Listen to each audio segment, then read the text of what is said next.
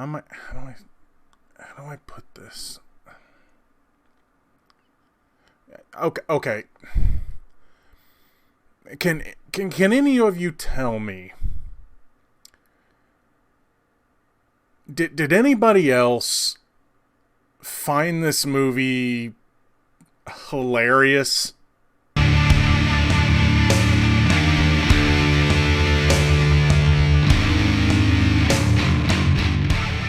Hey everybody, what's going on? Welcome to an all-new Talkin Movies. As always, I am your host, the real Geno Reynolds, and today we're going to be talking about Ari Aster's new movie, Midsommar. Ari Aster, who's the man behind Hereditary. Now, I will warn you, I'm probably going to spoil this movie because I have to talk about some of the stuff that happened, because it's hard for me to tell you how I felt about this movie when I can't describe what was going on. And that's what made me feel certain ways. Now, also, one thing I will say, Hereditary. Most of you know that I thought Hereditary was a fantastic movie until it got to the end. I thought the ending just dropped the ball in that movie. And I understand that people still dig that movie. I dug most of it. I just thought the ending kind of was generic. And I wanted something more, especially after witnessing what I just witnessed. Now, when it comes to Midsommar, the problem started a little earlier, and again, I'll get to that. What this movie is about, first we have our main character, played by Florence, I believe it's Pug, who is in Fighting With My Family. Her name is Danny, and she has a family tragedy happen to her at the very first of the movie. While that is happening, she's worried she can't get a hold of her parents, she can't get a hold of her sister, and all the while her boyfriend is hanging out with his friends, and they're actually talking about how he should break up with her. He's been trying to break up with her for like a year, and also these friends are planning a trip to Sweden to go hang out with one of the friends' family. He's an overseas student. And so anyway, again, the main character has a family tragedy. And then later on, the friends are still talking about going to Sweden, and he didn't really tell her about it, and then he ended up inviting her, hoping she would just say, "Oh, I don't feel like going, go ahead." But she ends up going, and then they go to this commune. I mean, you've seen the trailer, you know it's going to be a cult. But they go to this commune and hang out with this guy's family. Okay. I will say this. I'm going to give this movie credit where credit is due. Like Hereditary, but in a different way, this movie is beautiful. Where Hereditary really thrived on the darkness and the imagery in the darkness and the camera shots and transitions and things. This movie does the same thing, but it does it with daylight. They make daylight feel unnerving a lot of the time. And it works really well. So I have no issues with the way this movie looks, or like I said, the transitions or the use or lack of use of noise. So I don't have a problem with the way the movie's presented. What I did have a problem with was near the end, but up until like the third act, I was with this movie. I mean, we all knew that things weren't going to end well for these characters. We didn't know how they weren't going to end well. But, I mean, you just know that, I mean, we've all seen cult movies. I mean, this movie, if it reminded me of anything, and I'm sure I'm not the first to say this, it reminded me of Wicker Man. I mean, granted, I don't remember seeing any bees in this one, but there were other animals. But you know it's not going to end bad, or it's not going to end good for our characters. So, but that didn't bother me because I was enjoying what was going on. I was wondering where it was going to lead specifically. granted, you would see literally the writings on the wall, or should I say the art on the wall, had all sorts of stuff that you could tell this probably isn't the most normal place. So again, you knew it was going to end bad. Not a problem. It's just where the movie went, and again, even though it wasn't the very end like Hereditary, the third act just... Okay, there was 3 people in the theater, counting me. And I had to resist just laughing so loud. I'm holding my mouth, trying not to laugh, because I don't want to disrespect the other 2 people in there. But the journey up until there was fine. You had this couple, and the boyfriend is also he can't figure out what thesis he wants to write. And then one of the other friends is writing his thesis, and he's doing this cultural thesis, and one of the cultures he's wanting to study is his friend's family here. And they end up at odds because the boyfriend ends up saying, I want to do my thesis on this. And so they kind of are at odds at each other. Will Poulter's in this. He's probably the strongest part of the movie. He's just playing kind of the jerky friend that doesn't really have much respect for anybody.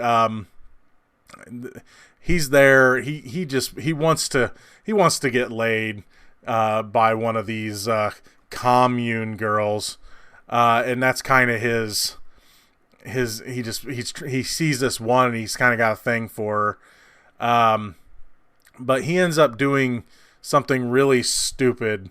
He doesn't know he's doing it, but he has to go to the bathroom, and he ends up going to the bathroom on this commune's sacred tree where all their ancestors' ashes are buried. So, I mean, there's things that happen like that. It's like, oh boy, he's in trouble now.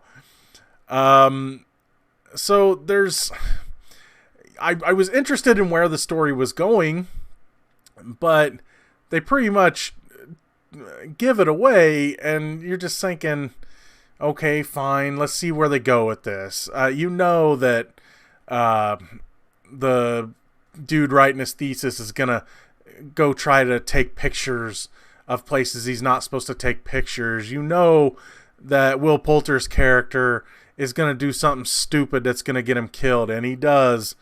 You know the boyfriend definitely, you can tell he's going to be one of those jerk boyfriends in the end, where it's going to end up getting him killed, and it does.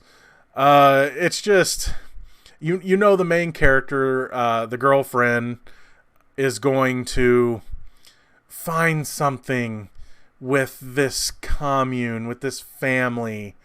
It's just, I mean, it's so obvious from the beginning that she doesn't have a family anymore, and she needs a new family, and it's too obvious. And if the story would have stayed interesting the whole way, it probably would have fell apart in the end, again for me, like Hereditary did. But it falls apart a little sooner than that. But I'll give this movie some more credit. It is unnerving. When it gets bloody and violent, there's a scene, it really works. There's a scene where the elderly, when they hit a certain age, it's like 70 something, they do like a ceremony where instead of them, keeping going in life and dying of old age and getting diseases and things and having Alzheimer's and things like that, they do like a ritual sacrifice where they jump off a cliff.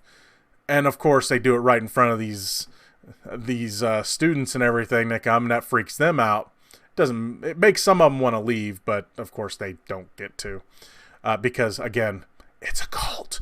But they do this ritual thing, and that stuff was just kind of neat. And when the effects they had, like when they would, like this one guy, the woman that jumps lands and she instantly dies. But the guy jumps and he lands on his legs and it breaks his legs. So they take a hammer and bash his head in.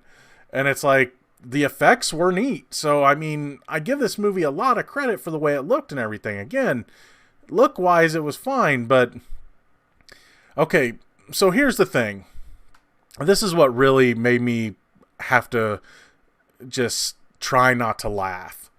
All right. There was a few times where the people in this commune would empathize with some characters. A couple of times is when our main character would cry. She would, I mean, first of all,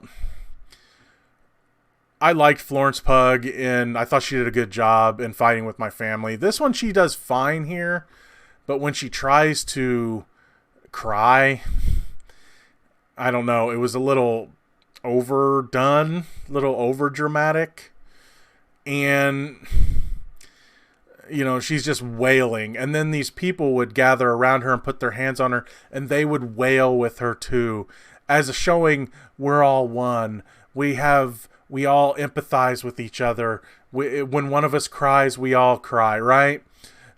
And it was kind of silly. Okay, I would have let that one slide. But the one that got me the most was probably the silliest, or at least one of the silliest, sex scenes I have ever seen in a movie. The way it plays out, Jack Rayner's character, he's the boyfriend. There's this, one of the commune girls has a thing for him, like right from the beginning. And she does things like put her pube hairs in like his pie and she's just staring at him the whole time and flirting with him, and just this whole thing is, they're setting him up to be with her. And heck, they even tell him that they're giving him like a drug that will take away his inhibitions, right? So it gets to that point where it's time for the boyfriend to deflower this virgin girl. And so he goes into this building she's in, and she's laying there naked and like with a come hither look in her eyes, and surrounded by like 10 or 12 other naked ladies from the commune. So he goes in and they begin, and as the girl starts moaning, so do all the other girls in the room. And of course the look on Jack Rayner's face kind of was just, it's the reaction you would expect, like, what the heck, right? But to me, just, it was silly. And I'm just sitting there trying not to laugh. And it was just really, it was supposed to come off as unnerving. And sure, it might have been a little unnerving. But it was too funny. It was just way too funny to be effective. And then he gets caught. Danny, the girlfriend, looks through a keyhole and sees him having sex with this other girl, and she like loses it and again starts wailing, and the other women surround her and start wailing with her. And that was even that's when I tried so hard not to lose it, but I really wanted to lose it right there, just laughing. And of course, this ends up that she's going to take it out on him, and she gets the opportunity because they end up, of course, he ends up being like the main sacrifice. And of course she picks him, and then the ending of the movie is just like, she's found a home. She starts wailing when he's burning alive at first, but then as the other girls start wailing, she understands that I found a family now, and they understand, and we're all as one. And she smiles, and it's over. And I'm just like, really? It's just one of those movies that really, it tries to get you with shock value, and then it's like, didn't you like what we just told you? This is a great movie. And it's like, no, it's not. Again, a lot of this movie works, but when it gets to the third act, it just gets silly. And of course, the ending the ending is so predictable that it was ineffective. I knew that she was going to join them in the end and she was going to find a home. Again, the setup for all this really worked, and a lot of the movie did really work, but really in the end, it did not work for me. I wouldn't recommend it, but I know a lot of people are going to disagree with me, and that's cool. But unlike Hereditary, which had me guessing till the end and then the ending fell apart, this one I knew that everyone else was going to die and she was going to join them. I mean, I didn't know how, because you have to see the movie to know how, but you just know it's not going to end up well for these other characters, and it doesn't. And then the main character finds a home, and yay. So, yeah, Midsommar is definitely a big pass for me, but again, I know a lot of people are going to disagree with me. That's going to be all for this edition of Talkin Movies. If you like what you've heard here, please subscribe to the Real Geno YouTube channel, like this video, and if you have anything to say about Midsommar, Hereditary, or any of the other stuff this guy has worked on, please feel free to leave a comment in the section below. Until next time, I'm your host, the Real Geno, Geno Reynolds. See you later.